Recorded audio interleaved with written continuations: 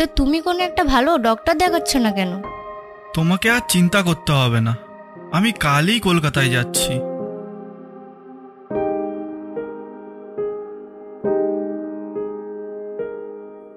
অনল পরদিনই কলকাতা চলে যায়।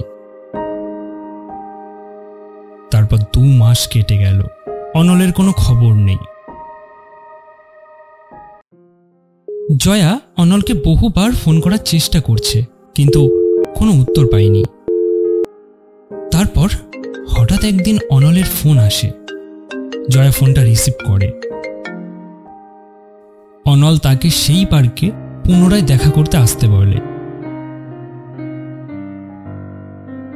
জয়া পার্কে চলে আসে এবং অনলকে দেখতে না পেয়ে তাকে ফোন করে।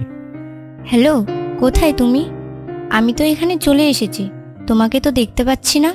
হ্যাঁ, আমিও তো চলে এসেছি। কেন, তুমি আমাকে দেখতে পাওনি?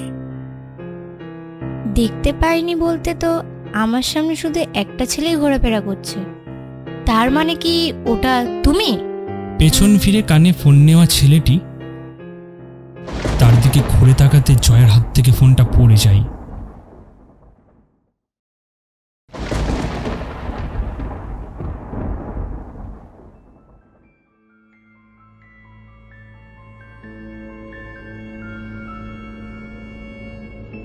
তুমি যাওনি কলকাতায় তোমার চুলের চিকিৎসা করাতে? গেছিলাম, ডাক্তার বলেছে আমার সোরাইসিস আছে, ট্রিটমেন্ট করানোর জন্য অনেক টাকার প্রয়োজন, কিন্তু এতগুলো টাকা আমি কোথায় পাবো? টাকা টাকা টাকা, এইসব কথা শুনতে শুনতে আমার কান পচে গেল। সব সময় শুধু এই একই কথা। আরে তোমার যখন এতই টাকার প্রবলেম, তাহলে আমাকে ভালো কেন বাঁচতে গেলে? জয়া, চিৎকার করো না, আমি যা বলছি ঠিকই বলছি।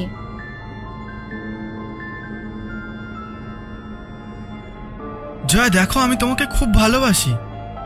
ও প্লিজ অনল, আমার সামনে এরকম ন্যাকা কান্না কেঁদো না। তোমার এই রোজ রোজ ড্রামা দেখতে আমার মোটেও ভালো লাগছে না। আমি মোটেও ড্রামা করছি না, প্লিজ আমাকে একটু বোঝার চেষ্টা করো। আমি চেষ্টা করিনি তা তো না।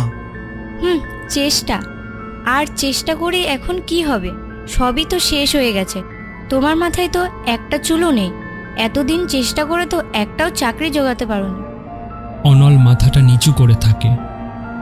তারপর যখন আমায় বিয়ে করবে, তখন কি আমার ওই জরাজীর্ণ বাড়িটাই রাখবে? তুমি তো সবকিছু জেনে শুনেই আমার জীবনে এসেছিলে, কিন্তু আজ তুমি এই কথা কেন বলছো? আমার পরিস্থিতি তোমার তো অজানা নয়। হ্যাঁ, আমি সবকিছু জেনে শুনে এসেছিলাম ঠিকই। তখন আমি ভেবেছিলাম হয়তো সব ঠিক হয়ে যাবে, তুমি হয়তো একটা চাকরি পেয়ে যাবে আর তোমার এই চুল ওঠা বন্ধ হয়ে যাবে। কিন্তু এখন যা দেখছি এটা চলতেই থাকবে, আর আস্তে আস্তে আমার জীবনটা নষ্ট হয়ে যাবে। এখন যদি আমি তোমার সাথে রাস্তায় বেরোই, তাহলে আমার বন্ধু বান্ধবীরা আমাকে দেখে তো হাসাহাসি করবে। না না, আমি এটা মেনে নিতে পারবো না।